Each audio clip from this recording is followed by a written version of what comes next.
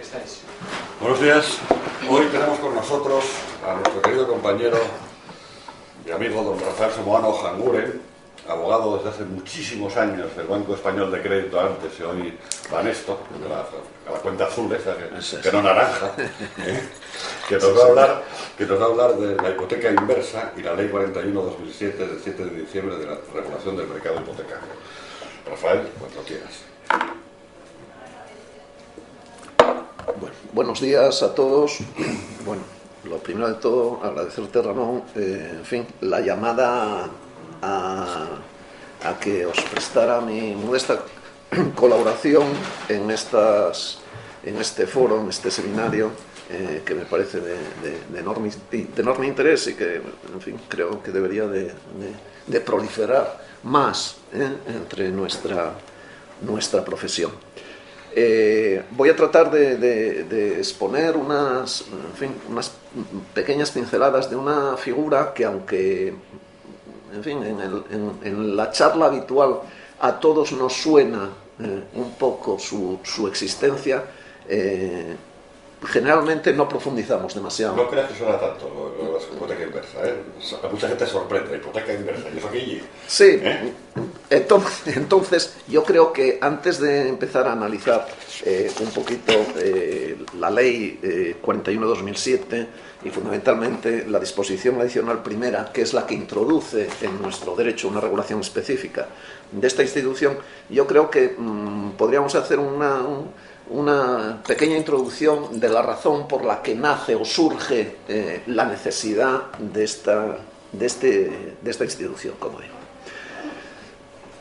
Surge, en primer lugar, obviamente, en el mundo, vamos a decir, en el primer mundo, en el mundo del norte, occidental, de una riqueza económica, en fin, importante. Fundamentalmente, en primer lugar donde surge es en el área anglosajona, en primer lugar en Gran Bretaña y después en países de su área de influencia, en América, pues en Canadá, Estados Unidos, Australia, en Asia, en Japón, y en Europa, fundamentalmente, aparte de Gran Bretaña, pues en los países nórdicos y los Países Bajos. O sea que ya vemos un poco por dónde surge la cuestión. Y la razón de detectar esa necesidad, pues es que obviamente la esperanza de vida aumenta para todos, la vida se prolonga, las necesidades económicas de las personas en esa fase vital se incrementan, la necesidad de ayuda, de asistencia, en fin, genera una necesidad de financiación hasta entonces desconocida, pues por meras razones físicas, de que la gente no vivía tanto. Y llega esa circunstancia también a nuestro país. En España, pues casi si escogemos el día en que podamos tratar de la hipoteca inversa, hoy nos levantamos y leemos en los periódicos que por la situación actual, por el incremento de la esperanza de vida, etcétera, las autoridades públicas están ya poniendo sobre la mesa la expectativa de dilatar la edad de jubilación. Precisamente ¿por qué? Porque los recursos de los que se dispone para atender están empezando a escasear, o los cálculos actuariales con una previsión de unos pocos años nos llevan a la conclusión de que va a ser difícil mantener ese estado de bienestar, porque, bueno, si leemos en el periódico de hoy, creo que en el año 2050 se prevé que haya una persona, digamos, en situación pasiva por una activa, efectivamente, contando además a los jóvenes, digamos, en edades improductivas. Y en consecuencia se detecta que hay una necesidad de dotar de recursos a las personas en esa edad en esa mayoría de edad, vamos a llamarlo así, en que ya no están activos, no tienen ingresos recurrentes y necesitan una dotación, digamos, que les complemente su pensión ordinariamente y les permita una vida mejor, más confortable. Concretamente en España, la esperanza de vida hoy en día supera ampliamente los 80 años. Y por nuestra forma de ser, nuestra idiosincrasia, somos muy apegados a la tierra, por decirlo así, supongo que heredado de nuestros antepasados. El español tiene mucha querencia a hacerse propietario de su casa, del lugar donde vive. Es inherente a él.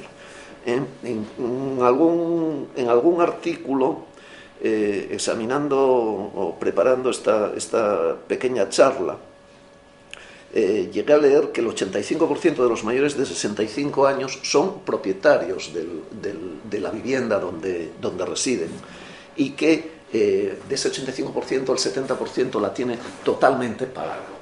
Es decir, que ha destinado gran parte de sus recursos y de su esfuerzo ahorrativo, lo ha destinado a la adquisición de un bien inmobiliario que, llegado a la edad de jubilación, en realidad no le produce ninguna renta.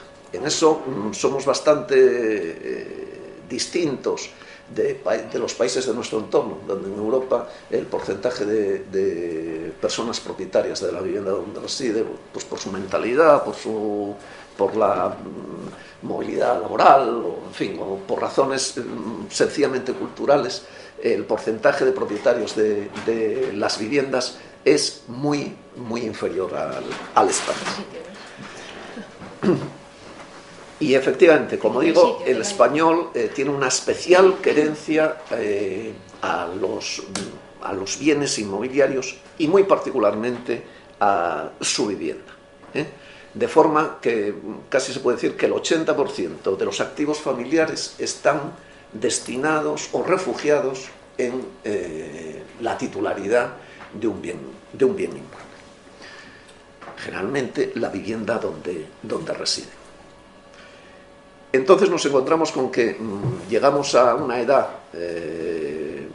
en que el ciudadano deja de ejercer su actividad laboral ordinaria y pasa a situación de pasiva, y se encuentra con que entre que la longevidad le hace en muchas ocasiones, le crea la necesidad de necesitar una ayuda para su existencia, en mayor o menor medida, los recursos por las pensiones públicas fundamentalmente son los que son limitados, y llega a estar en situaciones penosas que todos podemos conocer, de personas mayores que incluso son propietarios de viviendas en lugares muy céntricos y muy apetecidos de las ciudades, pero que sin embargo su recurso ordinario para vivir todos los días son casi en el umbral de la pobreza, no le alcanzan para nada. Bien, y ante esa necesidad y buscando salidas para facilitar el acopio de recursos que le permitan a la gente el afrontar los últimos años de su vida, a partir de las medidas que prevén ya en la propia Ley de Dependencia del año 2006, a la que hace mención, por cierto, la Ley de Reforma del Mercado Hipotecario, surge esta posibilidad que en resumidas cuentas se trata de, sin perder ni la titularidad dominical, y sin perder la detentación del dominio de la vivienda de una persona, tratar de hacerle o de que le produzca una cierta liquidez que le permita atender sus necesidades de una manera más desahogada. Como te comentaba antes, Ramón, unos instantes antes de empezar, yo creo que si se escoge un momento peor para introducir esta novedad, yo creo que no lo encontraríamos, o al menos yo en mi memoria histórica no encontraría otro menos idóneo. Porque justo al comienzo de la crisis, justamente de Lehman Brothers. Esta ley, aunque se tramitó por el trámite de urgencia, sí, por el trámite de urgencia, bueno, digamos que su gestación en comisión y tal data del año 2004, los inicios, en aquellos momentos de expansivos y de situación económica que se encontraba en la cresta de la ola, pero resulta que cuando se aprueba y se pone en vigor, nos encontramos en el mes de diciembre del año 2007. Claro, en aquel momento el presidente del gobierno negaba la existencia de la crisis. Lo negaba era coherente. Incluso en el mes de marzo del año pasado, si no recuerdo mal. Eso. Y en fin, la realidad es la que es, y era la que era, y la crisis entró de una manera desaforada ya en el año 2008, y fundamentalmente en la situación crítica del año 2009, y veremos a dónde nos lleva o hasta cuándo va a durar. En consecuencia, que si sumamos de un lado la crisis financiera de por sí, con la situación del crédito que se encuentra en estos momentos, y de otro la crisis absoluta del mercado inmobiliario, donde, en fin, leemos todos los días en los periódicos, unos dicen que ya tocó fondo, otros que va, otros que las valoraciones y los precios de mercado todavía tienen que caer mucho, los promotores dicen que ya no pueden bajar más porque ya venderían por valores menores a su precio de costo, pero sinceramente no se adivina con certeza cuándo esta crisis tocará fondo, cuándo el mercado inmobiliario se reactivará. Lo que es evidente es que el mercado tiene que absorber un montón de vivienda desocupada que no ha tenido salida ninguna.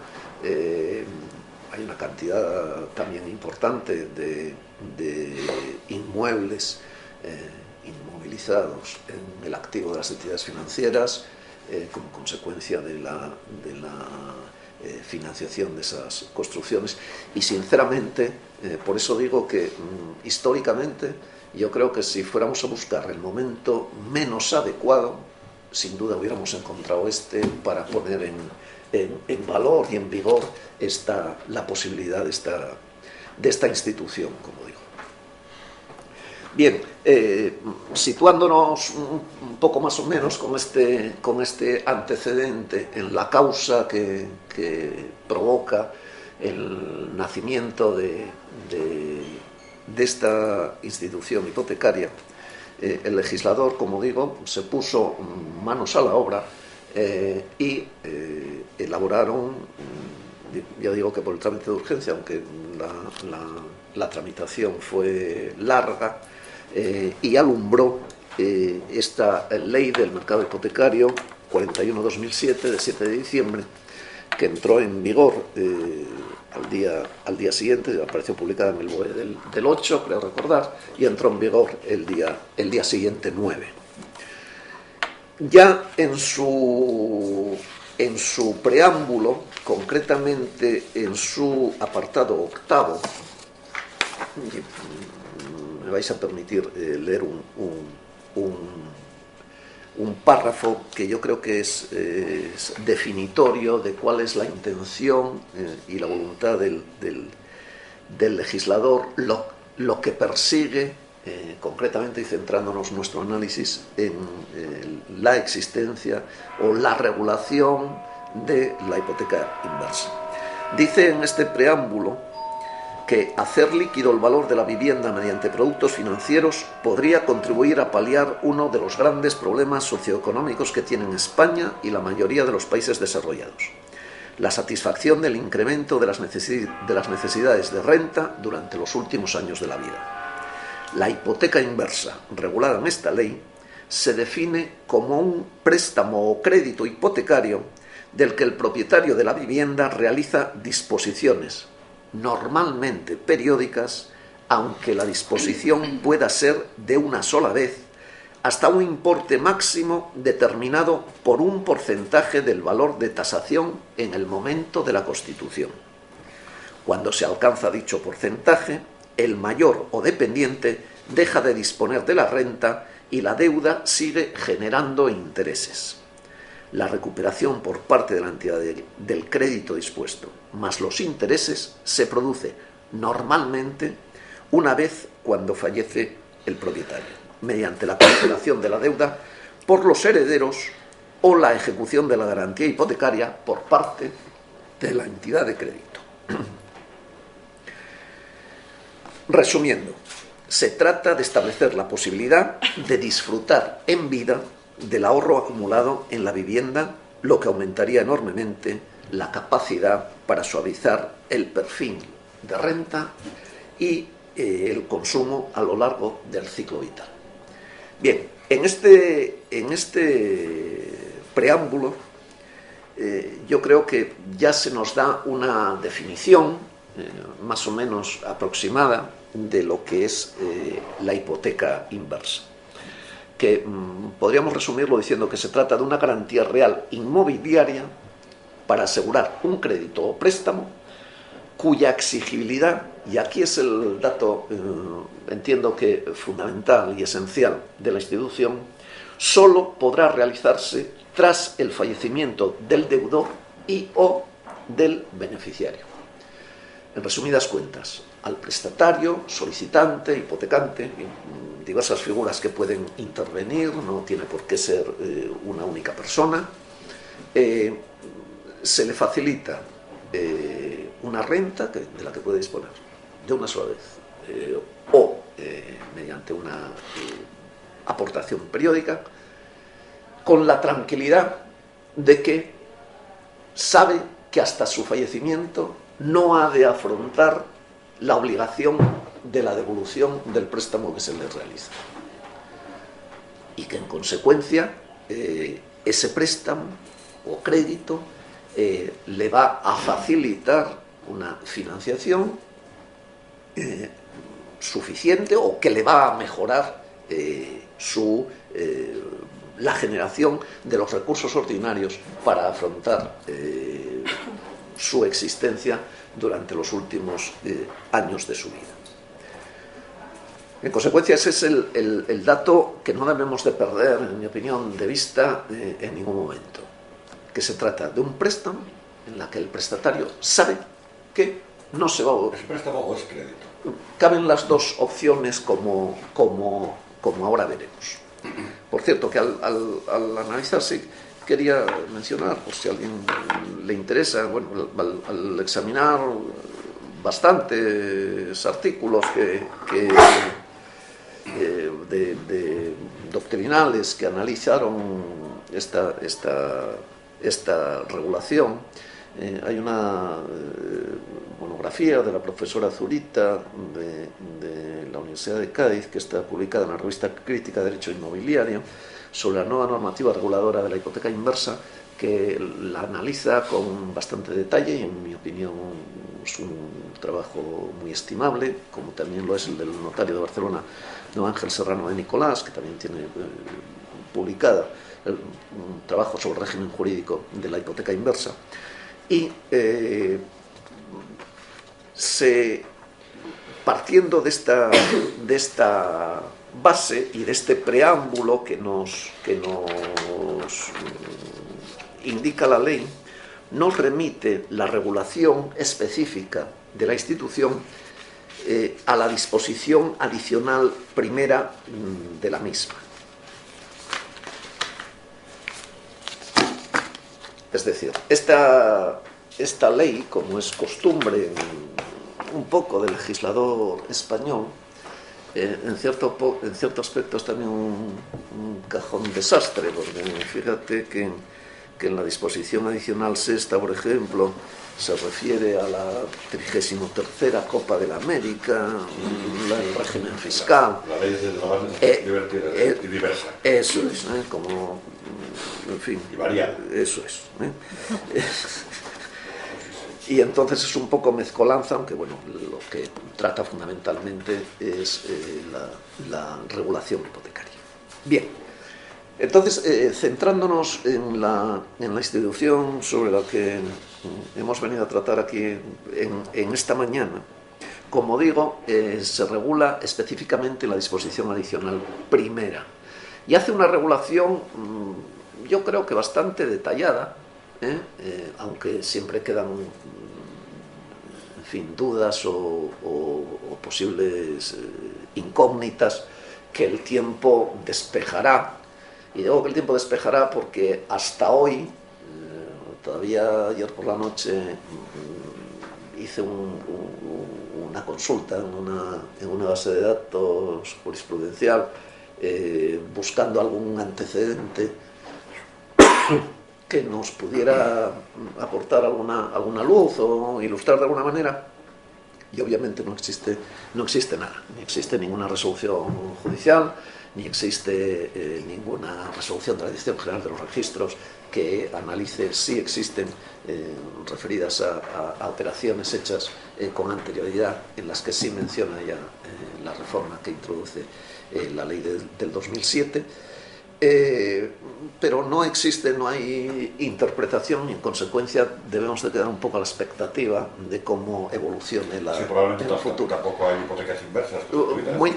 Muy probablemente, que yo sepa, y bueno, basta con ver un poco la publicidad de las entidades financieras. Yo sinceramente no escuché, ni vi, ni leí hasta ahora o desde la promulgación de la ley ofertas de productos, de este tipo de productos en las entidades financieras en general. Sí sé que incluso antes de la promulgación de la ley había alguna caja, sobre todo en la zona de Cataluña, e incluso alguna entidad extranjera en la zona de la Costa del Sol que en fin, comercializaban este producto, pero digamos que a muy pequeña escala. No ha llegado, y hoy en día es perfectamente lógico que no lo haya hecho, por las circunstancias económicas y del mercado inmobiliario que anteriormente hemos señalado.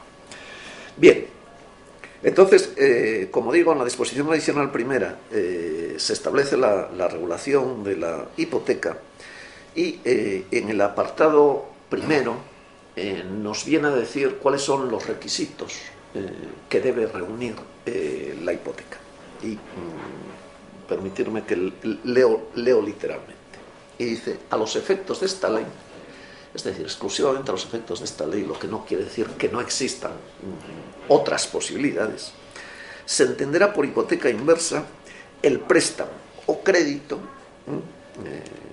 contestando al comentario anterior tuyo, Ramón, garantizado mediante hipoteca sobre un bien inmueble que constituya la vivienda habitual del solicitante.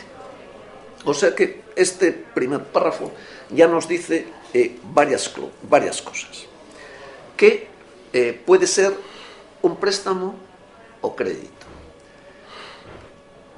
Ordinariamente, yo creo que por el espíritu de la norma, que se entrega de una sola vez, como si fuera el típico préstamo con su naturaleza de contrato real, que tiene en su integridad, no debiera de ser lo normal, aunque la ley lo contempla como absolutamente posible y procedente. Lo normal sería que bien constituyera una operación de préstamo, pero de entregas sucesivas. Hombre, don Rafael, ¿cómo están ustedes? Y periódicas. Hombre, don Rafael. Buenos días. Qué barbaridad. Hija. ¿Quién lo diría? ¿Tú eres Alejandra? Sí. Bueno, encantado. Buenos días. Está viendo la muy bien. Saludos, Y a Rafita especialmente, claro. A estas chicas guapas también, a todo el mundo, ¿no? Buenos Que no me días. queda nada. A mi Con abogado. lo que haya poco, dejar al señor ponente, hombre. Buenos días, don Rafael.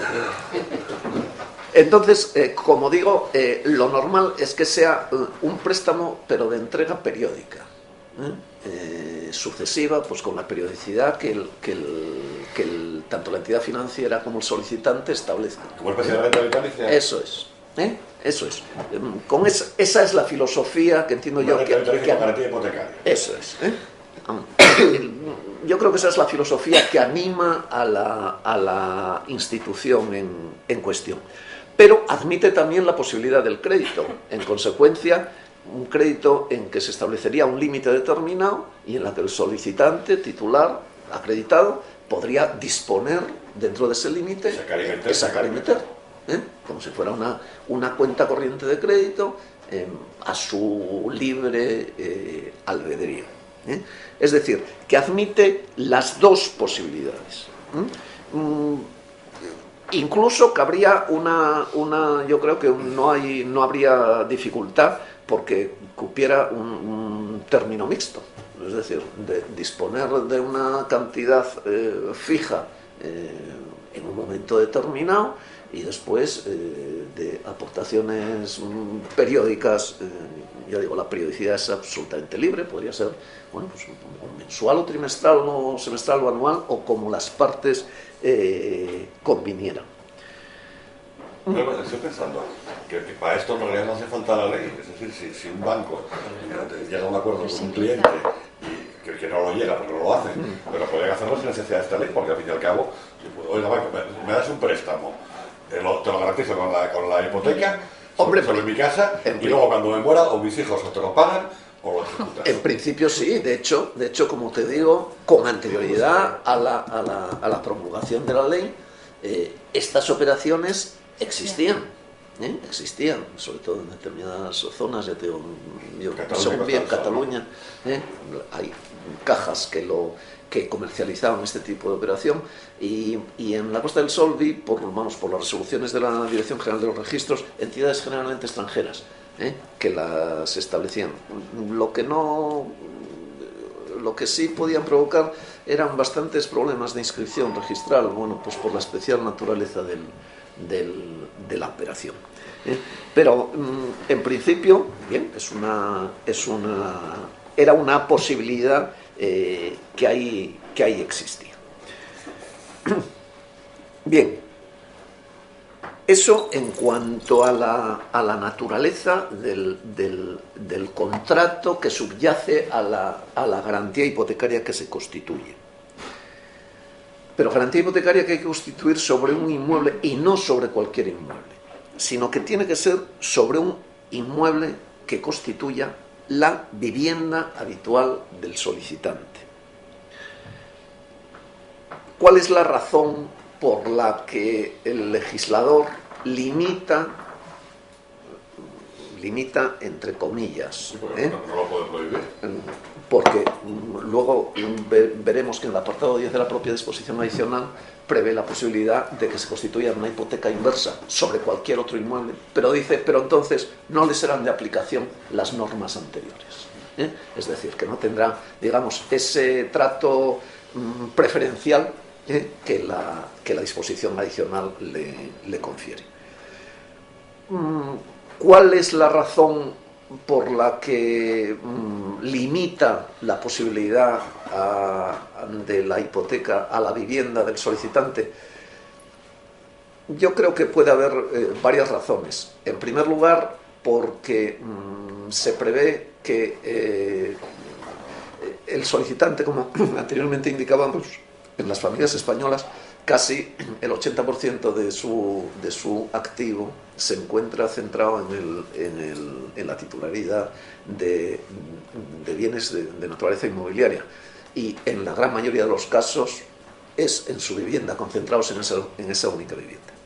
Y entonces eso le da una cierta estabilidad, no parece que su interés sea deshacerse de la vivienda y precisamente nace un poco para eso, para poder generar o capitalizar de alguna manera ese activo sin que provoque ni la traslación del dominio de la propiedad, ni que tengan que abandonarlo de ninguna manera, porque habría otras soluciones, ¿no? Pues qué sé yo, desde el arrendamiento de la vivienda a un tercero y con el producto de la misma, pues qué sé yo, poder afrontar el pago de una asistencia, pues, en algún tipo de residencia o institución asistencial, o la transmisión de la nueva propiedad y conservarte el usufructo. Solo que todas esas otras opciones, aparte de que implican la traslación del dominio del inmueble, serían más costosas, porque probablemente tendrían una implicación fiscal considerable y le privarían de alguna manera de la disponibilidad del inmueble al solicitante. Por eso yo creo que básicamente se limita la posibilidad de la hipoteca amparada por esta regulación a la vivienda.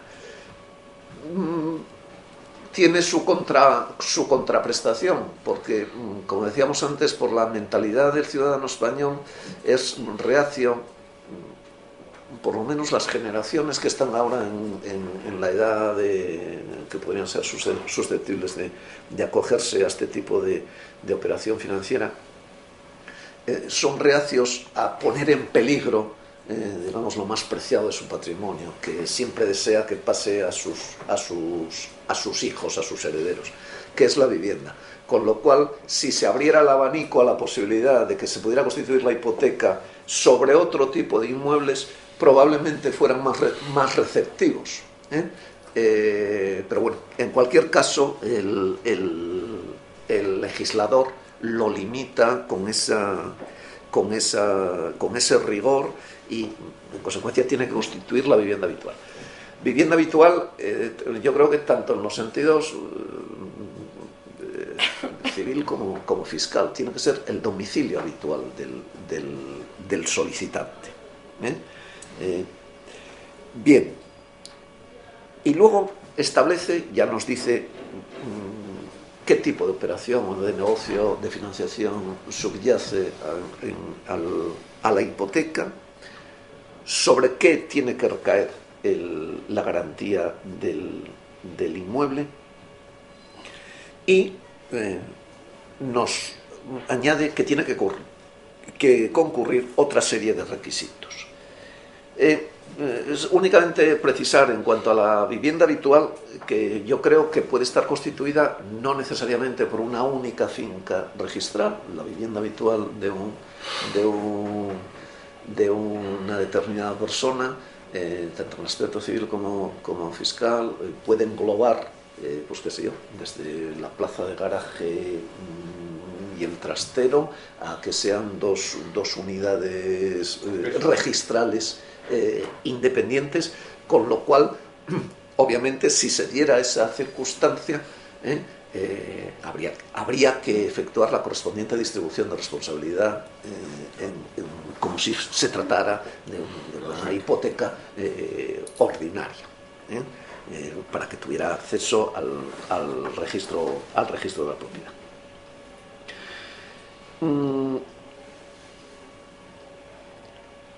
Como digo, y lo comentaremos luego, en el apartado 10 de la disposición adicional admite la posibilidad de que se hipoteque bienes inmuebles de otra naturaleza, pero les priva de la protección o de la especial regulación que establece en el resto de los números de la disposición adicional.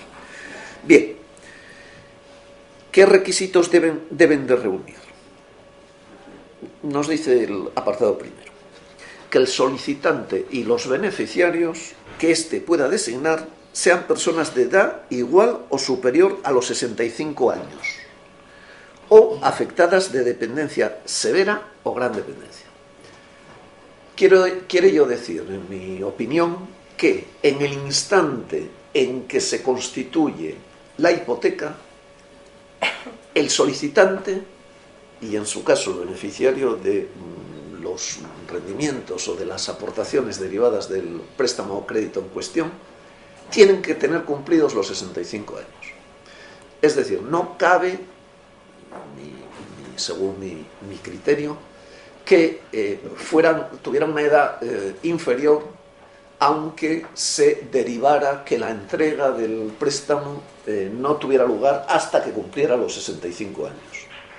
Yo creo que la ley establece que tienen que tener esa edad cumplida. Aunque ahora, volviendo un poco a lo de las noticias de esta mañana, no sé si esta edad de 65 años se habrá fijado en función de que esa era la edad de jubilación oficialmente establecida en nuestro sistema, y que sí se modifica en un futuro más o menos próximo, variara la misma.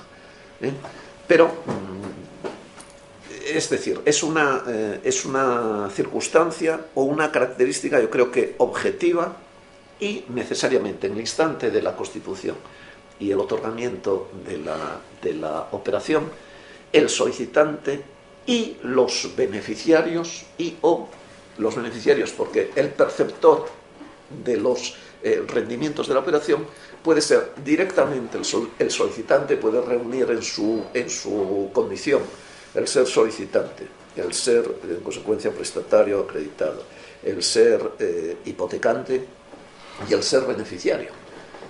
Pero puede ser que no.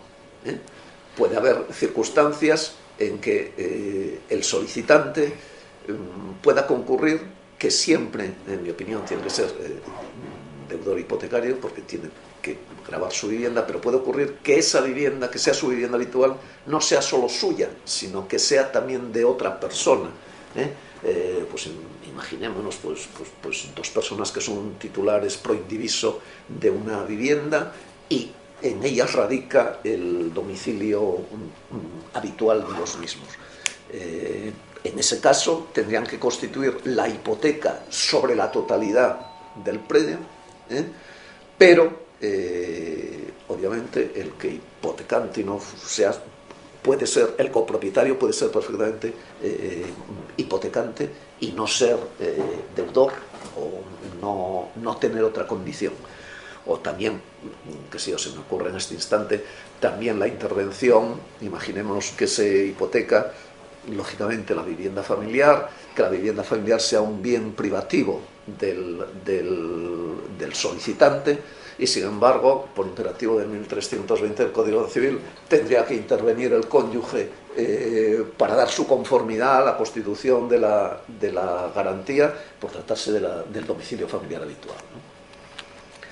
En consecuencia, en ese abanico de intervinientes puede coincidir la condición en la misma persona o las mismas personas, porque pueden ser varios los solicitantes, en cuyo caso, imaginémonos marido y mujer, por ejemplo, que puede ser el caso más habitual, y todos tienen que tener la condición de mayores de 65 años para poder... ¿Tú crees que la ley prohíbe hacerlo a una persona menor de 65 años? ¿Por qué no?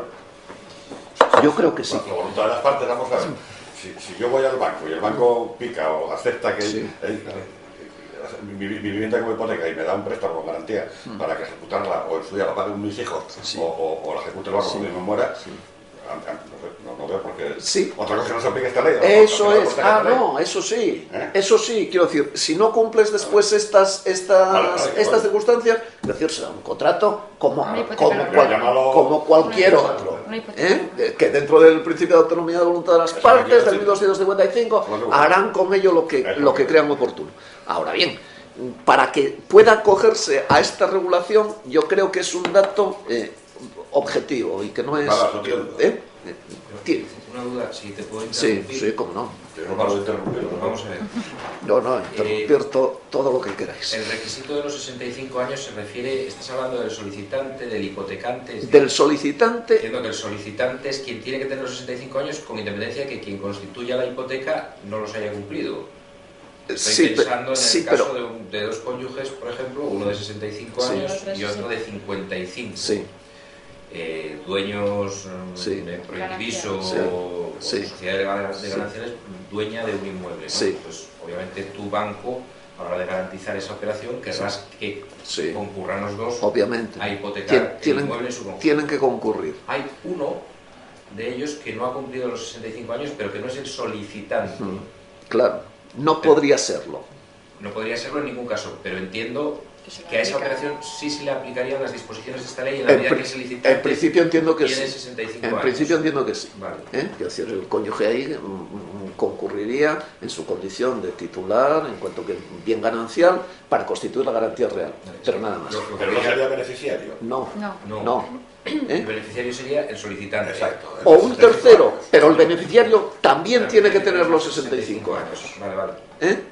Tiene... Es que veo aquí sobre la figura de hipotecantes que pueden ser deudores, no deudores, y luego figuras desconocidas en materia hipotecaria, el solicitante y el beneficiario. Eso es. No pone la ley no pone tampoco limitación en cuanto a quién puede ser beneficiario. Es decir, después lógicamente la práctica limitará a que el beneficiario sea alguien o un familiar que convive con el solicitante, o alguien que no siendo familiar o que tiene algún vínculo, que sea una pareja de hecho, en fin, algún tipo de vinculación, porque incluso podrías señalar más de un beneficiario, pero cada vez que compliques más y señales más beneficiarios y con menor vinculación, la operación, desde un punto de vista, vamos a decir, mercantil, pierde atractivo o se encarecería de alguna manera. Efectivamente. Con lo cual, quiero decir, después vamos a decir que el mercado yo creo que delimitará con mayor precisión, incluso que lo pueda hacer la ley, quién pueda ser o no ser beneficiario. Aunque en principio, ya digo, la ley no excluye a nadie. La ley solo establece un criterio objetivo, que el beneficiario o los beneficiarios tienen que tener también más de 65 años. ¿Tener esa situación de gran dependencia o de...? Eso es, segunda parte, efectivamente. Única excepción en que pudieran constituir y formalizar la operación un menor de 65 años, que esté en situación de dependencia severa o gran dependencia, que yo creo que eso exigiría una declaración administrativa formal que así lo estableciera. No sería algo, en fin, graduable por los intervinientes sin más. Requeriría una declaración por la institución administrativa correspondiente que así lo declarara. Bien, el segundo requisito que establece es que el deudor disponga del importe del préstamo o crédito, dice, mediante disposiciones periódicas o únicas. Mientras que, si recordamos que en el apartado octavo del preámbulo decía que el propietario de la vivienda realiza disposiciones normalmente periódicas, aunque la disposición pueda ser de una sola vez, hasta un importe máximo determinado por un porcentaje del valor de tasación en el momento de la constitución. Sin embargo, a la hora de hacer la regulación específica, no entra en tanto detalle y dice que el deudor, sencillamente, que el deudor disponga del importe del préstamo o crédito mediante disposiciones periódicas o únicas. Si la duda que aquí puede asaltarnos es si se establece una renta periódica fija, vamos a decir, inicialmente con carácter vitalicio, cuando llegue al límite que se establezca el préstamo o crédito, que probablemente sea, si por los cálculos actuariales de la previsión de la duración del ciclo vital de la persona en cuestión se hayan equivocado y se haya excedido en su vitalidad, por decirlo así. ¿Qué ocurre? Que en los últimos años, precisamente cuando probablemente, en los últimos meses de su vida, cuando probablemente tenga mayores necesidades el deudor, se va a ver privado porque ha llegado a ese límite de la dotación periódica que hayan establecido. Sinceramente yo creo que sí, que cuando llegue al límite de la operación, la entidad prestataria o acreditante, su obligación no debiera de ir más allá. Dijiste algo que es interesante, y es que sugieres que es preciso un informe actuarial, un cálculo actuarial. Claro. Con la compañía de seguros. Es decir, no será una hipoteca normal en la que hay una tasación, claro, y hay un importe del crédito, del préstamo o crédito. Yo creo que para valorar el importe del crédito o la prestación periódica hace falta el cálculo de un actuario de seguros. Claro, yo creo que para calcular el importe, después lo podemos ver con un poco más de detalle. Para calcular el importe juegan tres variantes. Una, la edad, renta periódica. Eso es, la edad del cliente en cuestión, la perspectiva del mercado inmobiliario, que imagínate las dudas que en este instante arroja, y la perspectiva de revalorización de ese inmueble sobre el que se constituye la garantía. Y, en tercer lugar, la evolución también de los tipos de interés. Conjugando todo eso, será donde se pueda fijar, y en función del valor de tasación de la finca en cuestión, el importe de la operación. Lo que os decía, de si iba a perder la posibilidad de percibir esa renta periódica. Yo creo que eso tiene una fácil solución y que las entidades financieras así lo preverán, que es el establecer como obligación la contratación de un seguro de esas rentas vitalicias, que encarecería un poco la operación, porque implicaría el pago de una prima, obviamente, pero que con eso quedarían despejadas las dudas en cuanto a la percepción. En tercer lugar, dice que la deuda solo sea exigible por el acreedor y la garantía ejecutable cuando fallezca el prestatario, o, si así se estipula en el contrato, cuando fallezca el último de los beneficiarios. Yo creo que este es como decíamos ya casi al principio, este es la gran característica de este tipo de operaciones. Es decir, que no es exigible en ningún momento el reintegro del préstamo o crédito hasta el fallecimiento del prestatario o acreditado, o en su caso, en caso de que haya designado beneficiarios y así lo hayan establecido, hasta el vencimiento de esos beneficiarios. Lo que le produce una estabilidad económica al prestatario, que traslada digamos, el cumplimiento del reintegro, de la obligación de reintegro del préstamo o del crédito a sus herederos ya en el momento en que se produzca su fallecimiento, si bien con limitaciones que también protegen en cierto modo a los herederos, que no van a responder con la totalidad de su patrimonio, porque no resultaría ni lógico ni resultaría normal que se aplicara el 1911 del Código Civil con toda su contundencia. Y como último de esos requisitos, vamos a acelerar un poco porque veo que el tiempo nos pasa.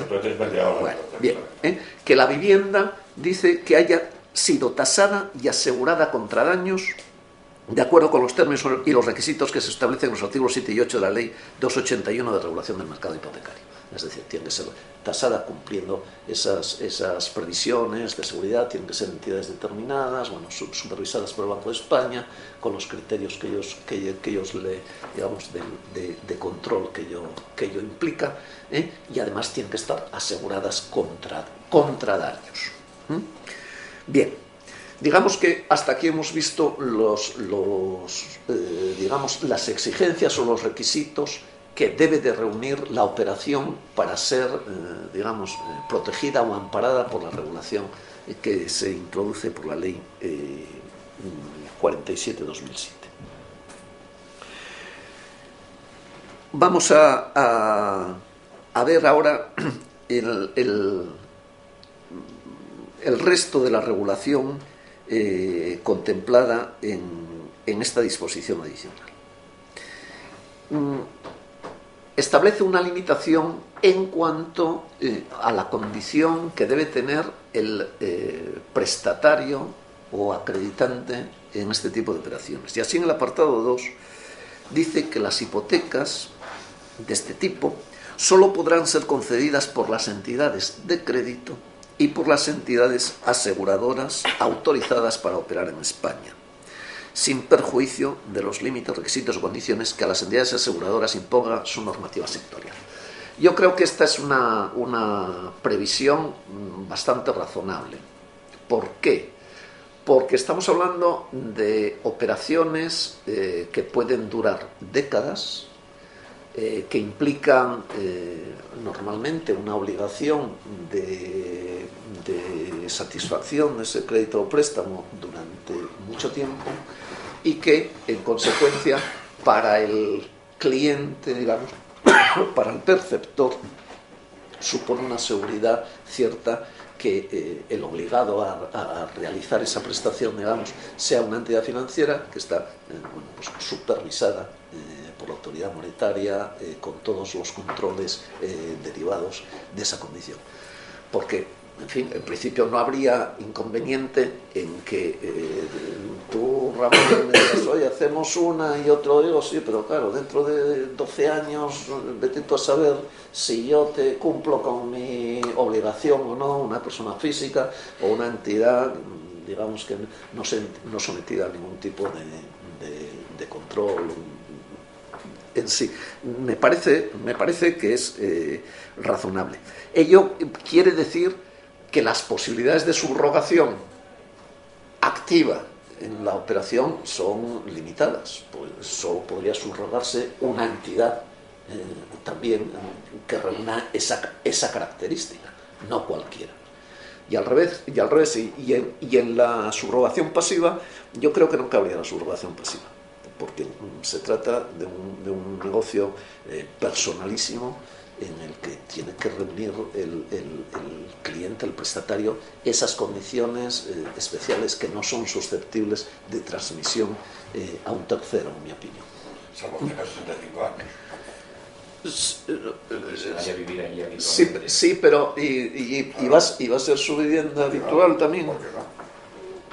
Yo quiero que hago de hipoteca inversa, tengo mis 65 años y decido vender mi piso. Sí, pero el cálculo de la... Para que vaya a vivir ahí. Sí, pero el cálculo de la cuantía de la operación, por ejemplo, no sería el mismo para ti que para otro. Otra cosa, claro. Yo creo que en principio, dado que las características personales del cliente, por así decir, son, digamos, definitorias. Claro, a lo mejor te hace también un análisis médico, ¿no? Para saber qué posibilidades de vida tienes, ¿no? Pues probablemente. Probablemente. Supongo que no será lo mismo hacer a alguien afecto de una enfermedad, pues como supongo que pasa cuando haces un seguro, ¿no? Supongo que no sería lo mismo.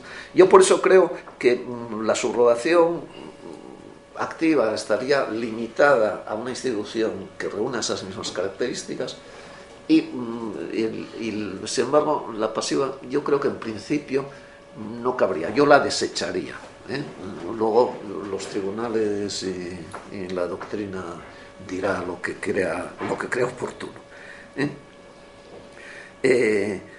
Luego establece que el régimen de transparencia y comercialización de la hipoteca será el establecido por el Ministerio de Economía y Hacienda. En la actualidad yo creo que la norma que está en vigor en esta materia es todavía lo diré. La orden de 5 de mayo del 94 sobre transparencia de condiciones financieras de los préstamos hipotecarios, que o bien habrá que modificarla para que englobe este tipo de operaciones, porque tiene unas limitaciones cuantitativas. Y, por ejemplo, creo recordar que la orden del 94 se refiere a operaciones que no pueden ser superiores a los 25 millones de pesetas y, bueno, que habría que adaptarla, pero que yo sepa hoy en día es la que está en vigor, salvo error involuntario por mi parte. En ese afán de protección del consumidor, que, bueno, hay, en los últimos años, como todos sabéis, han proliferado mucha normativa en ese sentido, de proteger al consumidor, tanto de productos financieros como de cualquier otro. En el apartado 4 de la disposición dice que las entidades concedentes de este tipo de operación deberán suministrar servicios de asesoramiento independiente a los solicitantes de este producto, teniendo en cuenta la situación financiera del solicitante y los riesgos económicos derivados de la suscripción del mismo. Dicho asesoramiento independiente deberá llevarse a cabo a través de los mecanismos que determine el Ministro de Economía y Hacienda, que establecerá las condiciones, forma y requisitos para la realización de estas funciones de asesoramiento. ¿Reglamento? Según leí en uno de estos trabajos, yo creo que concretamente en el de la profesora Zurita, cuando estaba en trámite parlamentario la ley, incluso había algún grupo que manejaba la posibilidad de que esa función la pudiera ejercitar el defensor del cliente, que obligatoriamente tienen que tener todas las entidades financieras.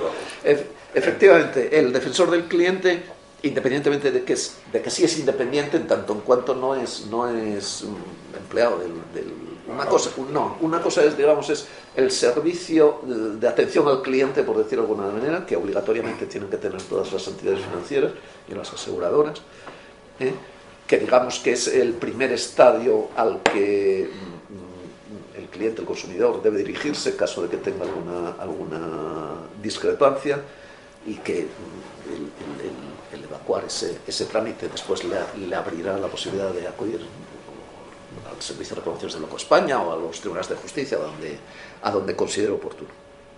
Pero el defensor del cliente es una persona ajena a las entidades financieras, pero obviamente los costes derivados de su intervención los sufraguen las entidades, y se desestimó en la comisión que fuera esta figura quien ejerciera esa labor. Y entonces, pues efectivamente tendrá que ser alguien absolutamente ajeno e independiente de la entidad financiera en cuestión, y que con la objetividad y la sana crítica de su condición es el que le tiene que poner de manifiesto al cliente, cosa que también es razonable, dadas las especiales características de este tipo de operación, ¿no? Por las circunstancias personales del prestatario, persona mayor, en situación, digamos, bueno, perspectivas de debilidad o de necesidad de asistencia, de forma que, bueno, tenga la seguridad de que lo que va a hacer le va a proporcionar el objetivo o la finalidad pretendida. Bien, establece el apartado 5 que al fallecimiento del deudor hipotecario, sus herederos, o si así se estipula en el contrato, al fallecimiento del último de los beneficiarios, podrán cancelar el préstamo en el plazo estipulado, abonando al acreedor hipotecario la totalidad de los débitos vencidos con sus intereses, sin que el acreedor pueda exigir compensación alguna por la cancelación. La lectura de este apartado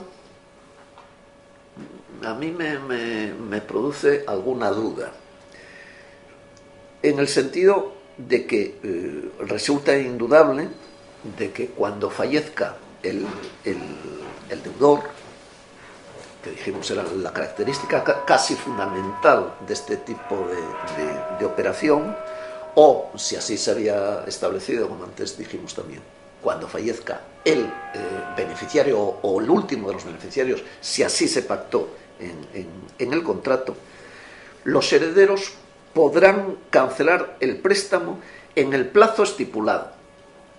Pero no nos dice cuál es el plazo estipulado.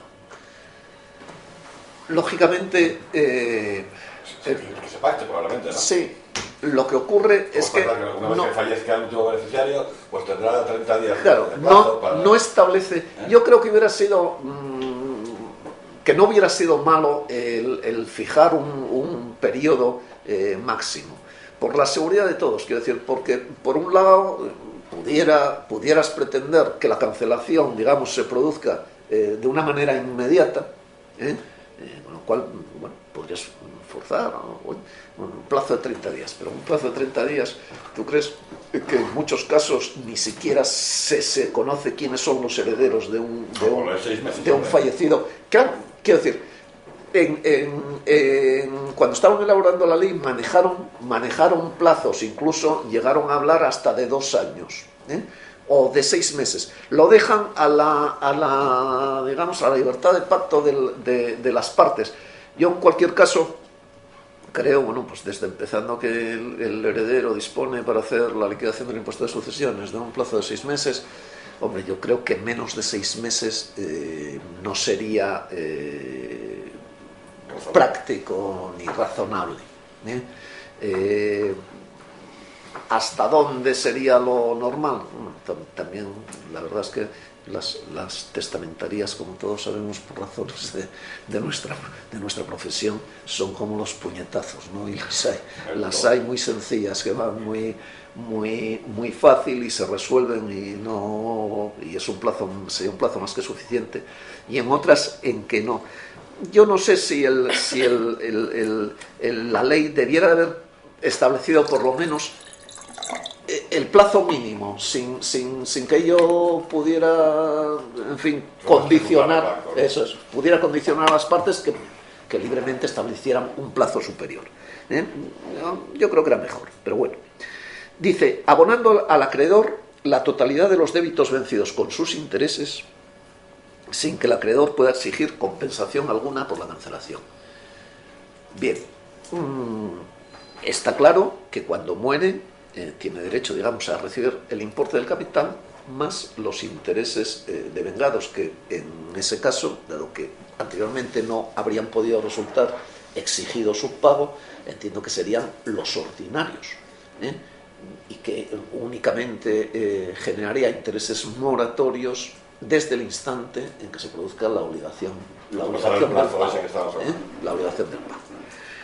Y dice, sin que el acreedor pueda exigir compensación alguna por la cancelación. En consecuencia, obviamente, no cabe la percepción de ninguna comisión por esa cancelación. A la inversa, lo que me pregunto es, ¿y si se produce una cancelación anticipada, a lo que en principio entiendo que el prestatario acreditado podría optar en vida? Es decir, cancelo, ¿cabría la percepción de esa comisión o compensación? Yo entiendo que sí. Entiendo que sí.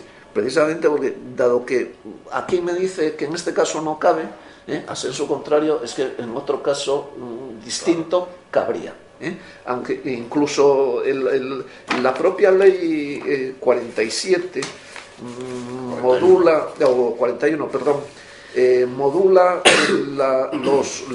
las comisiones a percibir por las entidades financieras por este concepto, efectivamente.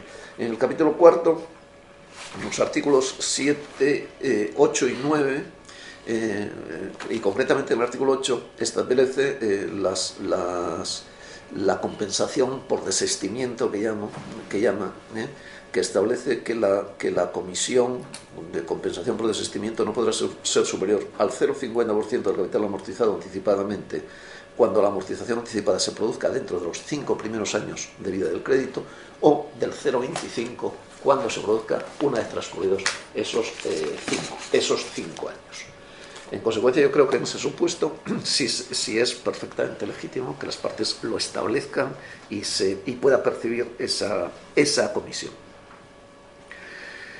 Nos dice en el segundo párrafo que, como excepción al vencimiento y a la resolución del contrato, que en caso de que el bien hipotecado haya sido transmitido voluntariamente por el deudor hipotecario, el acreedor podrá declarar el vencimiento anticipado del préstamo o crédito garantizado, salvo que se proceda a la sustitución de la garantía de manera suficiente.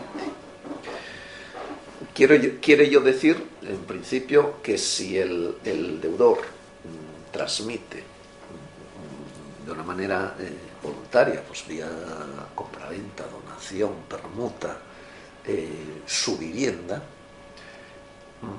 dado que pierde esa condición, digamos, de especial afección que el deudor tiene con el bien que es objeto de la garantía, la ley permite a la entidad financiera no es que opere de forma automática, pero sí le permite la posibilidad de que declare el vencimiento anticipado de la operación y exija el reintegro del préstamo. Que bueno, puede ser cuestión de criterio, pero que a mí me parece razonable. Y establece una excepción. Dice, salvo que se proceda a la sustitución de la garantía de manera suficiente. Yo ahí me surgen dos preguntas. ¿Cuál debe ser la naturaleza de la garantía? Es decir, ¿cabría constituir, qué sé yo, una garantía pignoraticia? Por ejemplo, ¿cabría constituir una garantía hipotecaria sobre otro bien que no fuera una vivienda, que no fuera la vivienda del deudor? Si va con la parte suficiente, ¿por qué no? Yo, sinceramente, para que esté comprendido en este tipo de operación y en esta regulación, entiendo que debiera de ser sustituida por otra garantía hipotecaria sobre la vivienda habitual del prestatario. ¿Por qué? Porque esa es una condición esencial que exige la propia norma a la hora de formalizar la operación. ¿Por qué se va a cambiar posteriormente si sustituyo la garantía? Yo creo que esa condición debiera mantenerlo. Sí cabe la posibilidad de que, oye, sí, efectivamente, yo tengo hipotecada la vivienda donde está en mi domicilio habitual, pero resulta que la vendo, la permuto, no sé qué, pero compro otra vivienda donde va a costar mi domicilio y sustituyo esa garantía, libero esta y la sustituyo con esta otra. Ahora, la consideración de la suficiencia de la garantía, ¿en manos de quién queda? ¿En manos del acreedor? ¿En manos de un tasador independiente? Yo, sinceramente, creo que cabría forzar la posibilidad del mantenimiento de la garantía, incluso con una resolución judicial. Pero imaginémonos que lo que se había hipotecado era una vivienda pues tasada inicialmente en 100.000 y sobre la que pido la sustitución se tasa en 150 o 200. ¿Qué razón legal asiste para ello? Sinceramente, yo creo que el deudor podría exigir en un momento determinado la sustitución de la garantía, incluso acudiendo a la vía judicial para que así fuera declarada por él. A ver, Rafa, que alguien pregunta.